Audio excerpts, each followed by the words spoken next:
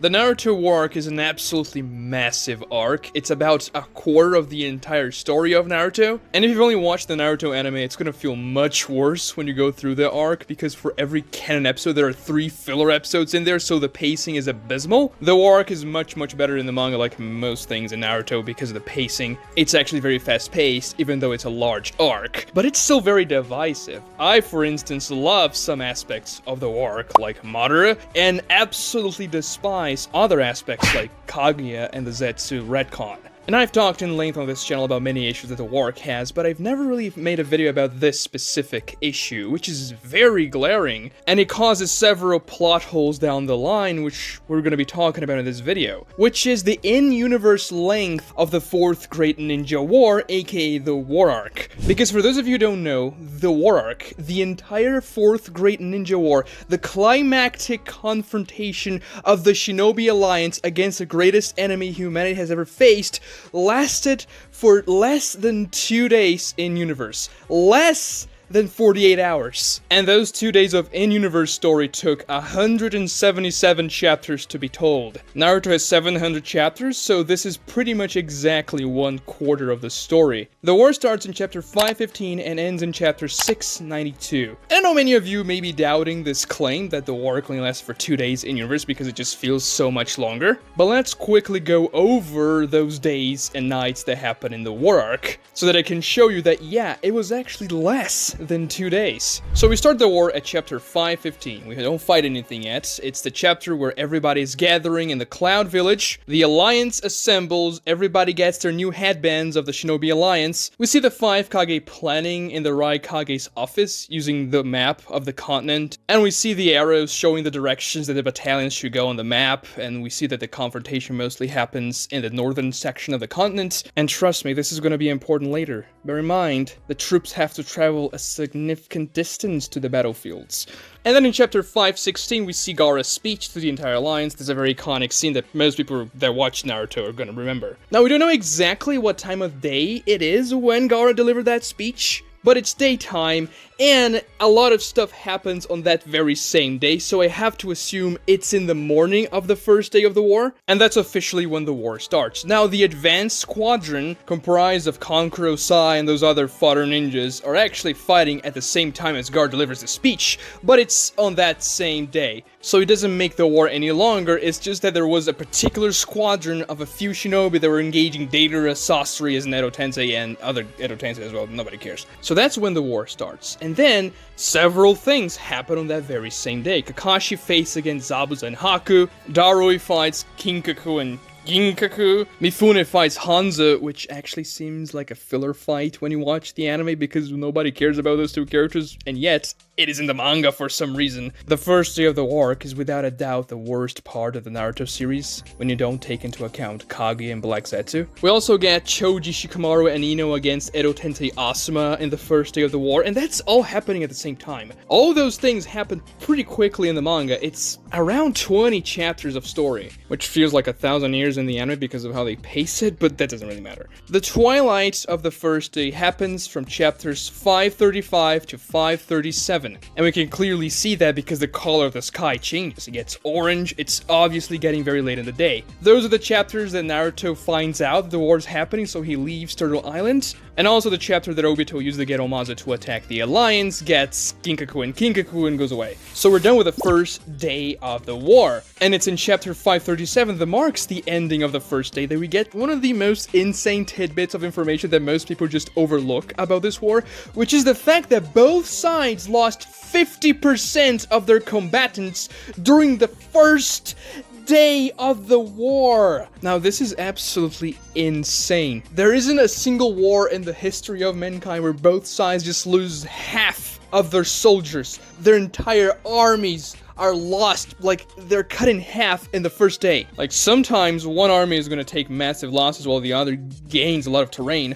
but in this case, no, it was just 1 day. It was less than 12 hours of fighting because they started in the morning, pretty late in the morning because the troops took some time to go from the Cloud Village to the battlefields, and they fought until the end of the day, and they lost 50%. 40,000 ninjas died from the Ninja Alliance, and 50,000 White Zetsus were lost. Now, this is an obvious indication that Kishimoto is speeding things up, and he doesn't intend to make this war a very long event, because, well, half of the combatants are dead. If we go another couple of days, nobody's gonna be left, so I guess we're supposed to expect this war is not gonna last very long in universe. I understand the White Zetsu army losing 50% of its combatants because they're just White Zetsu fodder that don't really have emotions and are just fodder for them to be launched against the Alliance. Nobody cares if White Zetsu die, not even Obito or even the real White Zetsu, because they're essentially clones, they're disposable. But for the Alliance to lose 40,000 ninjas out of 80,000, it means that they probably don't know the concepts of a strategic retreat, because you wouldn't be losing that many combatants. So that's a huge issue with the war. Yes, the war's gonna last for 2 days, so we have to kill like 1 billion people on the first day for it to feel impactful, right? Real wars are not like that. You don't lose half of your army, of your entire force in 12 hours. But regardless, the first day ends and we get into the first night of the war, and it's not a lot of things that happen in this night. We have the White Zetsu plot, when the White Zetsus begin to transform into members of the Alliance, and they collect the chakra during the day to try and infiltrate the camps and kill people during the night. And we also get Naruto and Bee fleeing from the Turtle Island. They encountered Tsunade and the Raikage, and they managed to pass by them. They allow them to go through because Naruto impressed the Raikage. This goes from chapters 538 to 544. The very last thing to happen in 544 is Obito bringing up his 16 Churiki as the sun rises, promising the world shall end by the end of the day. So yeah, this clearly indicates the end of the first night. We then get, in the beginning of the first day, Gaara, Onoki, and the 4th Division versus the 4 Kage that Kabuto brought back via Edo Tensei. And in chapter 548, we also see another scene depicting the sun rising, which is when Itachi and Nagato are walking towards Naruto and Bee about to fight them. But before that, they look at the horizon and they see the sun rising. Yeah, we are in the beginning of the second day. Things are gonna get crazy. And yeah, the second day is a much better part of the war. It's like night and day. Probably because Madara comes into the story. And also Naruto is present as well, and Sasuke, so things get a little bit better. We don't see Mifune fighting against Hanzo anymore. But yeah, everybody knows what happens in the second day. Madara returns. We get Madara versus the 5 Kage, Kabuto versus Itachi and Sasuke, and Obito versus Naruto and Bee, and then Kakashi and Guy as well when they arrive. We don't know exactly when the sun sets in terms of the chapter, because it happens during the Itachi and Sasuke vs Kabuto fight, and that happens in a cave, so we can't see the sky outside. But that fight starts in chapter 577, and it's already very late in the day, not quite night yet, but late. And then when we cut to the outside again, we see the Madara vs the 5 Kage fight, and it's completely dark outside, so yeah. The second night of the war has arrived. So it probably came out around chapter 580, and the sun is only going to rise again in chapter 692 when the war ends. So we spend 110 chapters in an in-universe period of 8 to 10 hours, which is the night of the second day of the war. This is definitely the longest period of time in the manga that covers such a small section of in-universe time. So many insane things happen during this time in the story that, like, it's kind of hard to count. Madara arrives to fight alongside Obito against Kakashi, Guy, Naruto, and Bee. They make the Ten Tails. The Alliance combines together to fight the Ten Tails. Sasuke retrieves Orochimaru from Anko and resurrects the 4 first Hokage via Edo Tensei. We get Hashirama's flashback with Madara. The 5 Kage goes to the battlefield. They fight against the Ten Tails. We get Kakashi versus Obito. We get Jubito. We get Madara going crazy with Arena Tensei. We get Jubidara. We then get the Black Zetsu stemming Madara from behind.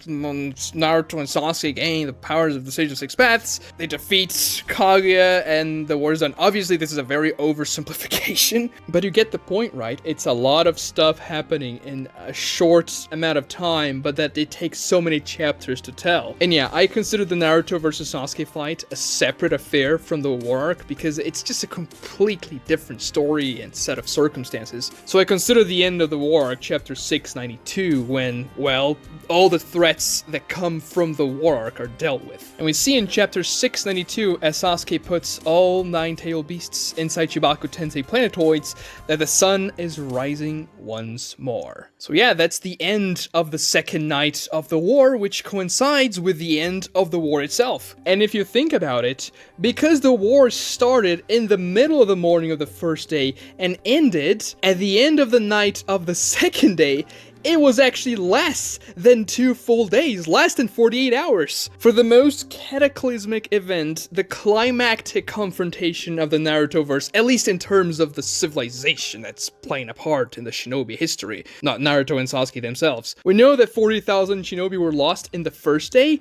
but if we take into account all the crazy things that happened in the second day, like Madara tossing 2 meteors down the 4th battalion, and then Madara and Nobito flinging tail beast bombs from the 10 tails everywhere on the Alliance, flinging wood style at them, killing Neji in like hundreds at the same time, it's very likely that the Alliance had, what, 10,000 ninjas left at the end of the story? Maybe fewer? We just don't know exactly how many, which is kind of disappointing. Because if they lost half of their forces in the first day to White Zetsu and the weaker Edo Tensei, when Madara shows up, I just have to assume they would have lost way more than 50%. And the war itself, just being 2 days, is not a very good decision by Kishimoto. He could have easily made the war be much longer in-universe, while it being the same length, or maybe even shorter in terms of chapters. Think about this. If this struggle lasted for 2 days in-universe, it's not gonna feel extremely impactful. Oh yeah, sure, they lost a lot of ninjas in the war. Many people lost their friends in the battlefield. This is gonna be traumatic, obviously. However,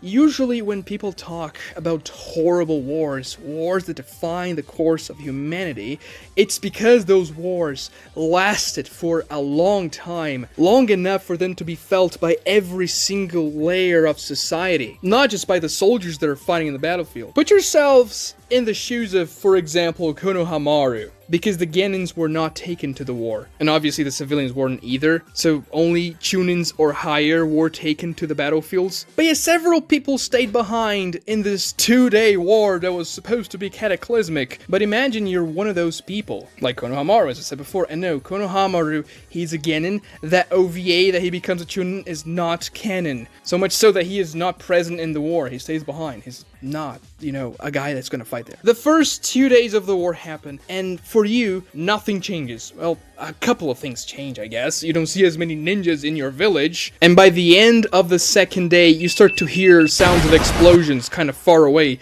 and perhaps even large flashes of explosions as Madara and Nobito are tossing tail beast bombs everywhere in the world. Now, obviously, it wouldn't be good if you were one of those people that were hit by the tail beast bombs, then yeah, you were dead, but assuming that you are not one of those, they're just gonna be vaporized by the tail beast bombs, you don't even know what hit you. 2 days are gonna pass by, just a weekend, any other weekend, and then at the end of that second day, or as you're about to wake up, you're caught in a dream as Madara casts Infinite Tsukuyomi, and you just happen to have an entire day worth of dreams, because it takes Naruto and Sasuke an entire day for them to undo the Infinite Tsukuyomi, as they fought for an entire day after the war. But you were having fun in your weekend as the ninjas were fighting, and then you had a pretty nice dream at the end of those 2 days of that long weekend. And then, after you're done with your dream, after Naruto and Sasuke undo the Infinite Tsukuyomi, the ninjas return to the villages. Well, way fewer this time because several of them died. Perhaps you're gonna lose a couple of family members that were ninjas, which is obviously sad, but still, nothing really happened to you. You were just chilling. You didn't have to struggle at all. You were just waiting for them to come back. And they did so in 2 days. It's kind of like the complete opposite of the First World War, where England was saying in the beginning of the war, oh, we're gonna be back home by Christmas. It's gonna be a very easy war. It's going to be a breeze to win this war. And then 4 years later, they're still fighting in the trenches. It was a terrible war, the most catastrophic war for the entire history of the planet, up until that point at least. The First World War was the climax of the entire history of every single people in the world at that time. 4,000 years of history coming together into this climactic, destructive conflict. And this is pretty much supposed to be the Fourth Great Ninja War, and yet it's the complete opposite. It doesn't really change the world in that traumatic way. Oh yes, many changes do happen after the war because the nations, they become friends with each other. The 5 major nations, oh, we're buddies now. We fought against Moderate together. That was crazy. But there was only 2 days. Wouldn't it be more interesting if that bond between 5 nations that pretty much all around hated each other for 80 years or so formed after a much longer and gruesome conflict? It almost feels unearned that the 5 major nations come together so easily after the war, a war that lasted 2 measly days in universe. Even if you may have lost 90% of your ninjas, the major population wouldn't have changed their minds so quickly. And just 2 days doesn't feel nearly as powerful, as epic as this war should have been. If you take into account the first, second, and third Great Ninja Wars, they all lasted for a much longer period of time. Now, we don't know exactly how long each of those wars lasted, we just know they happened, but just reading the flashback arc of Kakashi and Obito, the Kakashi Gaiden arc, which was them going on a pretty low-key mission to destroy a bridge, which actually turned out to be very important for the overall war, but still, it was just one mission for the Third Great Ninja War. That mission was longer in-universe than the entire Fourth Great Ninja War. So obviously, the Third War was much, much longer than the Fourth, and it shouldn't be that way, right? Or just, make it just a little bit longer to make it feel more impactful. Let me list a couple of things that happened in Naruto that were longer than the Fourth Great Ninja War. The Forest of Death trial of the Chunin exams, that was 5 days. The Genins were 5 days stuck in the forest, fighting for their lives. It was a great part of the story. It was over twice as long as the Fourth Great Ninja War, and it was just the Chunin exams, and not the entire thing. It was just a section of the Chunin exams. The time it took Team Kakashi to travel from the Leaf Village to the Sand Village in the Kazekage Rescue arc, that lasted 3 days in universe. It took them 3 days to get from one village to the other. That's 1.5 times longer than the entire war. And it's just them traveling from one place to another! Which takes me to my next point, and this is the big plot hole that this 2-day war causes in the verse. Now, if you discard the fact that they were able to essentially gather 80,000 ninjas in this one place, an army size never seen before in the universe, in a very short notice, they were able to manufacture new headbands for all 80,000 ninjas,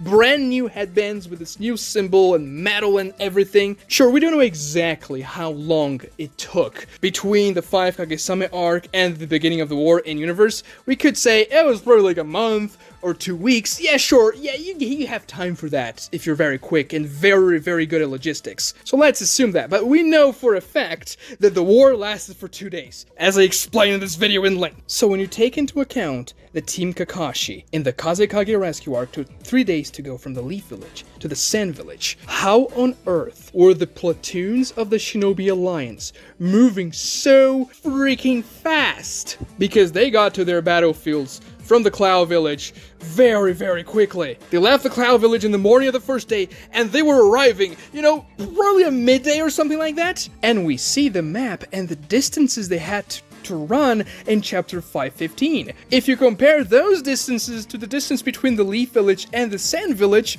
they're not too far off. It may be a little bit less, but it's still a very large distance when it comes to just the entire continent, and the entire battalions were getting there like, they were Minato or something. I understand the 5 Hokage getting from the Leaf Village all the way to the battlefield very quickly because they are the 4 Hokage and Sasuke as well. They are all very fast. And also, even in the Kazekage Rescue arc, Guy, whenever he was given the mission by Tsunade to go to the Sand Village and provide help to Kakashi and everybody there, Guy was saying, oh, they made it in 3 days? We're gonna make it in 12 hours or something. Obviously, Team Guy, being a team of taijutsu specialists, are gonna be faster than your average ninja, even if Tenten is there. Guy can carry Tenten. But the entire battalions were getting to the battlefields very quickly, and most of those ninjas over 95% of them were Chunins, regular ninjas that have nothing extreme in their arsenal. They're like, oh, I'm gonna toss shurikens and kunais, and maybe I have a couple of ninjutsu in my arsenal. That's it. I'm not very powerful.